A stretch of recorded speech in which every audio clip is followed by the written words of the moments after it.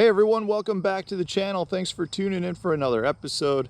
We are entering the dog days of summer, which can be some of the hardest fishing of the year for lots of different reasons. You've got fish that are spread out everywhere from suspended over 100 feet of water to in 2 inches of water, and they just really are all over the place. You've got water temperatures that are at their highest levels. We've got extremely hot conditions, which can be tough for anglers to fish in. You've got young of the year that are starting to become a factor when you've got shad that are that big and bluegill that are that big that the bass start to key in on a little bit.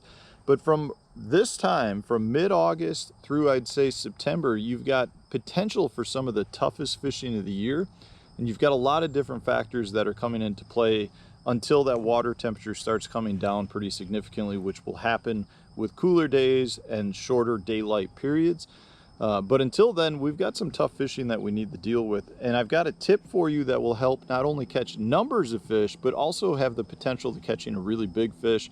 But you do need special baits, you need some special equipment, so that's what I want to go over today. And I'd be willing to bet you that you all have the equipment and the baits in your tackle box. You just don't use it as much as you probably should.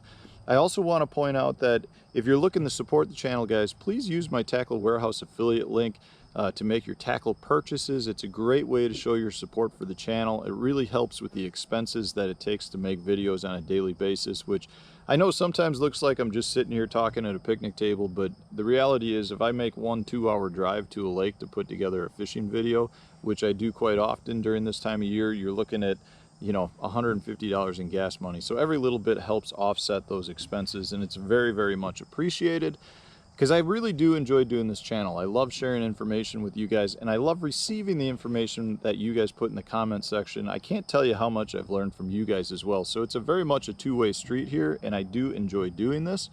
And the tip today is a really good one for you. This is a tip that goes back a long time for me. When I was younger, you know, when I was in my early teens, I really was into purchasing very small baits because I felt like they gave me the ability to catch more fish. I won't say they necessarily, I didn't think I was going to go out and catch a 10-pound bass with it, but I was more into just catching numbers of fish. And a lot of times the baits that I chose were baits that I could catch bluegill on, baits that I could catch perch on, and just kind of keep me catching fish. They weren't necessarily purchases that I made specifically for bass. But what I've since found out is these baits work extremely well for bass during this dog days period from now into the end of September. These are baits that will win tournaments if you put them to use. So what I'm talking about today are small crankbaits, guys. Small crankbaits, and what I mean by small crankbaits are your baits that are in like that 1.5 to 2 inch range. They're so small that oftentimes they become very difficult to use with conventional tackle. And this is where a lot of people just really move away from it. You know, in this case, if I could get this bait off, this is a Bomber Square A, the little guy. I think it's 1.5 inches long. Some of you may recall this bait from being the bait that I replaced the bill with my toenail. If you want to watch that, I'll link that video to the end. It's one of my worst performing videos, but yet I personally think it's one of my best videos that I've made to date. So I won't tout that. If you guys want to watch it, I'll put the link to the end. But this is one of those baits that's a really good player this time of year. This little Square A made by Bomber. It's a really enjoyable bait to fish, but there's a couple issues with it if you throw it on conventional tackle. And what I mean by is a standard bait caster, standard normal crankbait rod. What you end up doing is you're not making long enough casts because the bait doesn't weigh enough. And at the same time, you're probably not getting the bait down to the depth that is ideal for this time of year because you're using standard, you know, I would say 10 to 15 pound line, whether that's fluorocarbon or monofilament or braid to a leader of some form. You're probably not going to get the depth that you want out of this little Bomber bait. But here's the tip, guys. If you're going to be throwing these little crankbaits, you want to go with either a BFS system, your bait finesse system, which is a bait caster made to throw really small baits like this Bomber, or you're going to want to drop down to your spinning gear. In this case, that's what I prefer to do, and I like to go with a long light action rod or a medium light rod. This is, you know, you guys all know I like to build my own MHX blanks. This is the SJ9000. It's a 7.5 foot zero power rod. So it's a very much a medium light to a light action rod that's made for baits a 1/16 up to a 3/8 ounce. It's my hair jig rod is what I really like it for. It's also a one that I like to throw spy baits on, but it's very parabolic. It allows me to throw these baits a mile, and at the same time it's got such a good parabolic bend to it that when I hook up with the fish, the rod just absorbs all of that fighting action. So not only do I get longer distance casts, I can also use lighter line. I personally prefer 6, maybe sometimes 8-pound test fluorocarbon. I like the Berkley 100%. But that 6-pound test allows me to get these baits down to, you know, 4, 5, 6 foot of water, sometimes even deeper depending on the baits.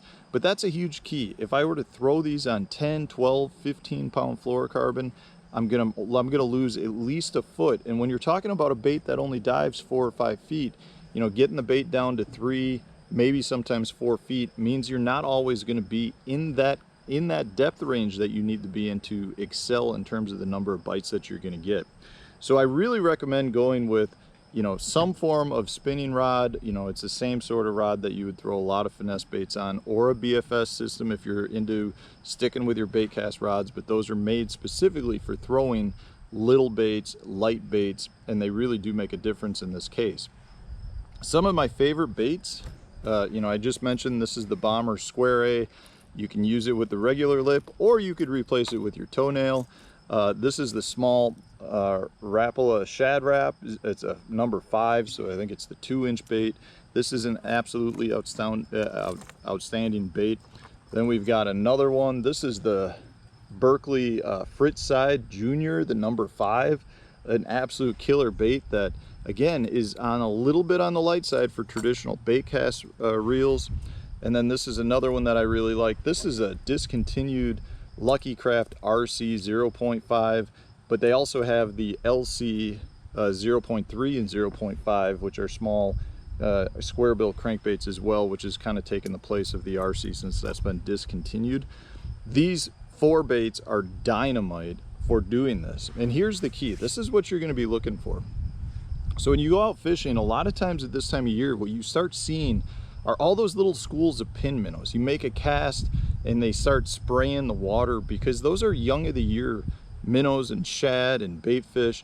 And a lot of times that's what those fish are starting to key in on, because they're getting to the point where they have enough nutritious value for the bass to key in on them. They can go get a mouthful, get, you know, 15 or 20 of them in at one point. So they're big enough now for the fish to start keying in on. In some places, they key in on those so much that if you were to throw a full-size square bill, you might run into problems because they're not gonna go after it. That's when these little baits really start to excel. It's just interesting to me how every year this happens.